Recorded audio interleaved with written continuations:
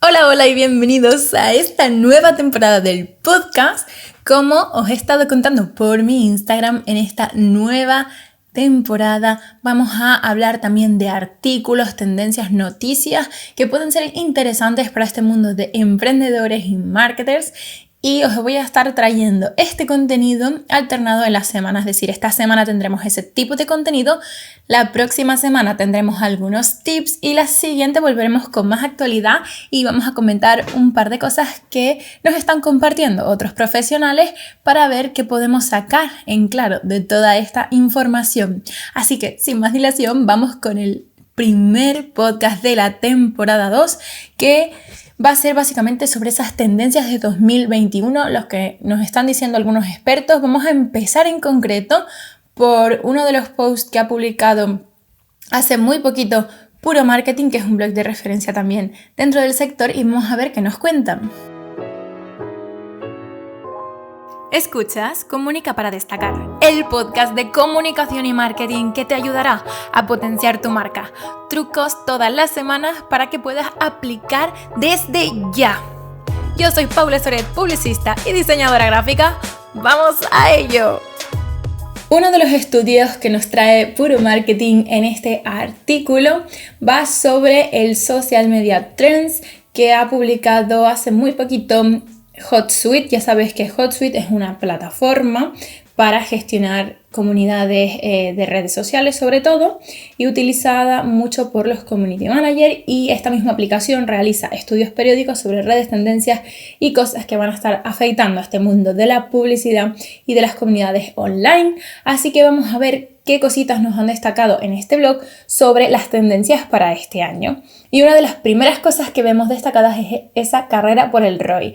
Es decir, si ya dentro de la publicidad hemos estado muy empeñados por buscar esa máxima rentabilidad dentro de las campañas, pues esta vez vamos a tener que ponernos más las pilas, ¿vale? Vamos a ver por qué básicamente nos habla de que el ROI va a preocupar todavía más, en este caso a los publicistas.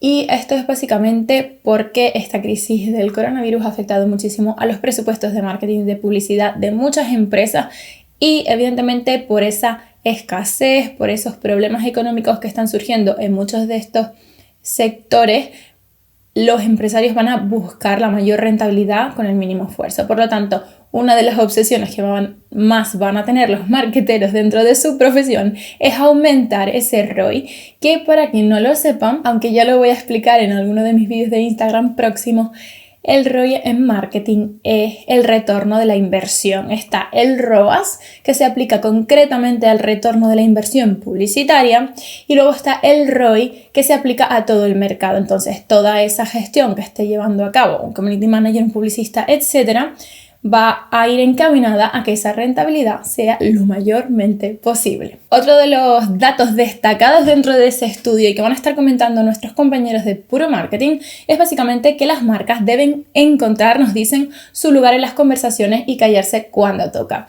¿Esto qué es? Aumentar no solo esa presencia online y que se vea que están ahí para los usuarios que los necesitan, y así aumentar esa presencia de marca y esa imagen de marca, darle un mejor protagonismo, sino que deben callarse cuando toca, es decir, cuidar muy bien las palabras, porque estamos en una situación que, como ya sabéis, es bastante crítica, en una crisis que se va acrecentando en el tiempo, y por eso, con estos temas tan delicados como el coronavirus, la comunicación corporativa va a fundamentar todo lo que esté haciendo la empresa, porque realmente cómo se estén comunicando con esos usuarios y cómo estén dando los siguientes pasos y en esa toma de decisiones y cómo lo estén comunicando va a influir muchísimo en el impacto que están causando y también probablemente en sus resultados. Muy interesante también es esta frase que nos destacan en esta ocasión aplicada a los e-commerce, porque nos cuentan que ha llegado el momento de los baby boomers.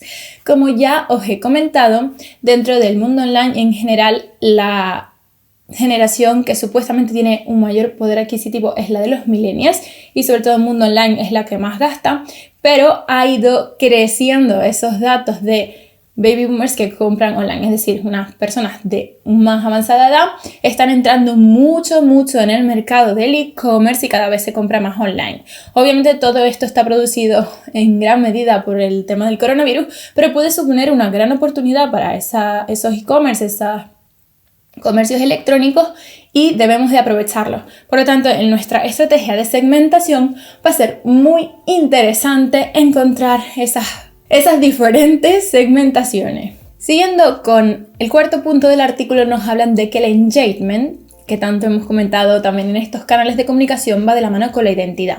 ¿Pero a qué se refiere con esto? Básicamente, para generar ese engagement tenemos que conocer a nuestra audiencia. Y uno de los datos que apuntan y que más preocupa a los marketeros en esta época es que los datos para analizar a esa audiencia se han vuelto cada vez más complejos, manejamos mucha información y muchos datos, y de hecho se han empezado a aplicar más restricciones a la hora de proteger los datos de los usuarios. Por lo tanto, hay tareas que se nos dificultan también bastante, y es interesante ver qué maneras o qué vías podríamos explorar para conocer mejor a nuestra audiencia.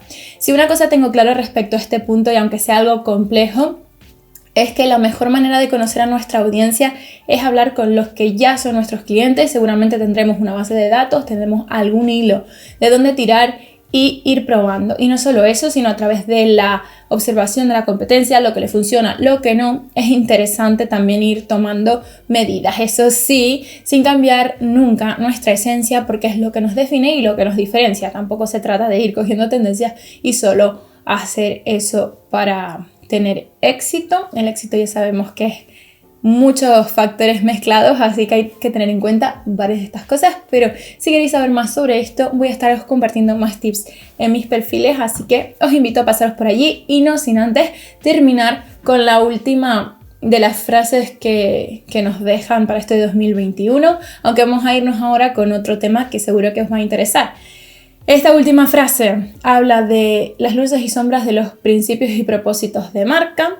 Esto creo que es un tema también bastante interesante porque va directamente ligado con esa comunicación corporativa que decíamos antes.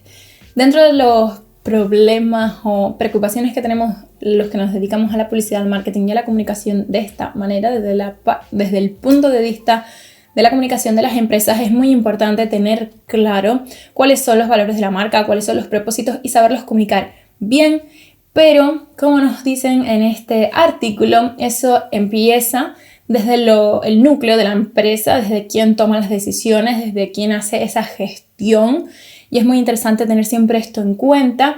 Y básicamente con la crisis del coronavirus hemos visto también que quien ha sabido reaccionar frente a estas circunstancias, no solo de gestión, sino también comunicativa, y saberle dar el vuelco y adaptarse, que al final eso es lo que hace que sobrevivan las marcas y sepan evolucionar, pues es lo que ha producido que esas empresas se mantengan. Así que esos principios de marca y propósitos, si todavía no los tenéis bien asentados o sientes que no los has trabajado lo suficiente, te invito también a trabajar en ellos, y lo puedes hacer de muchos puntos de vista. Lo puedes hacer a través de un plan de acción, que es importantísimo tener, y simplemente sentarte con los fundadores, si eres solo, pues solo o sola, y cada vez que se presente una situación difícil dentro de la empresa, tanto a nivel de comunicación como a nivel personal, como lo que sea, tener ese tiempo para ver cuáles son las medidas que podemos tomar,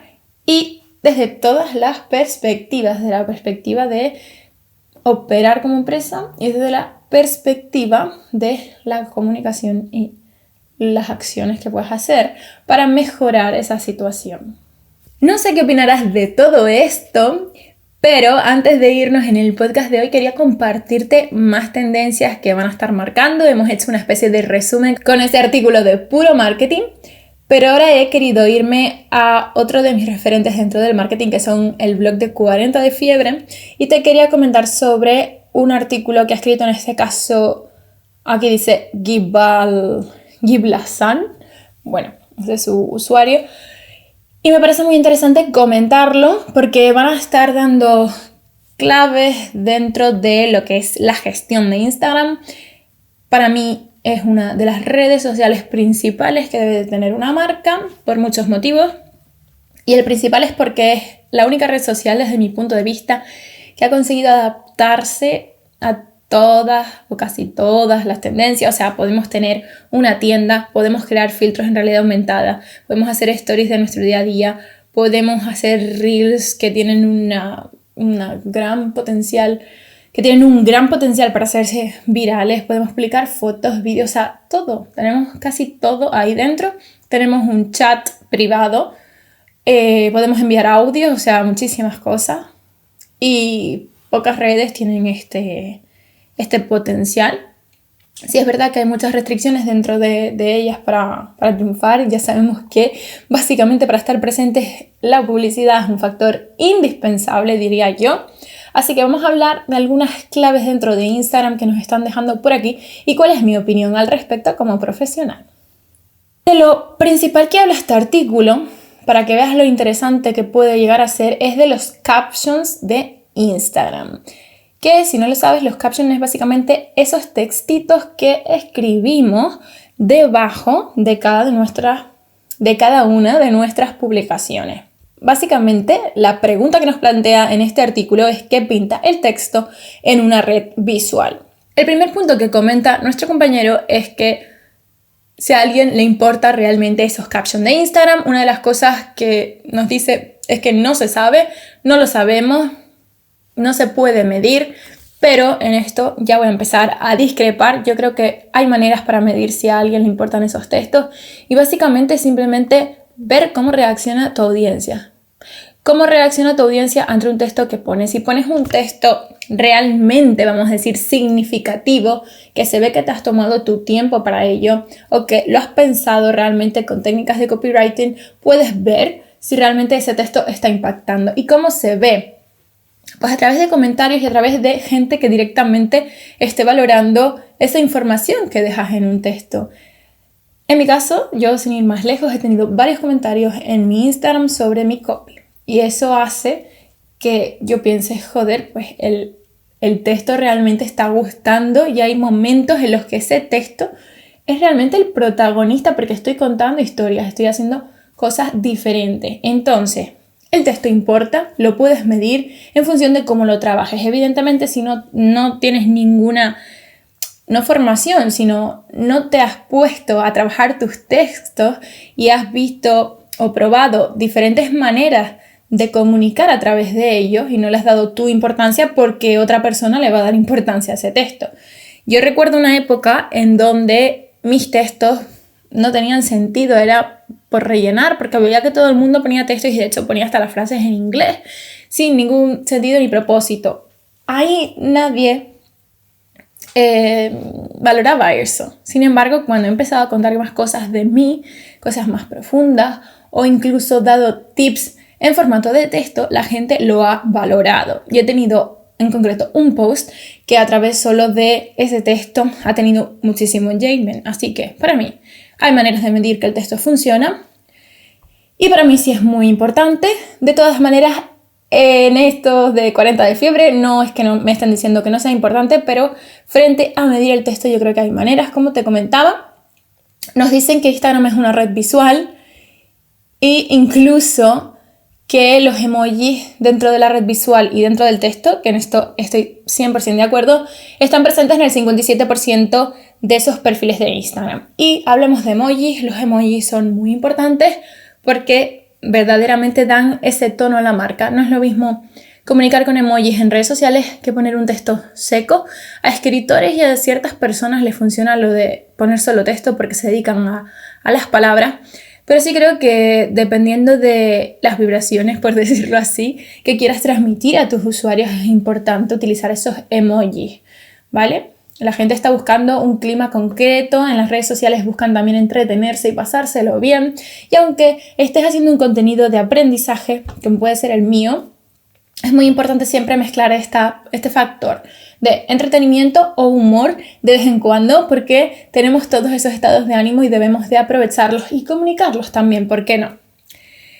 Y en cuanto a los ejemplos, nos dice que las captions en general de Instagram importan a medias y también estoy de acuerdo, pero dentro de este punto creo que hay que saber cuándo importan y cuándo no importan. Por ejemplo, Te voy a volver a poner casos que yo he practicado en mis propias redes.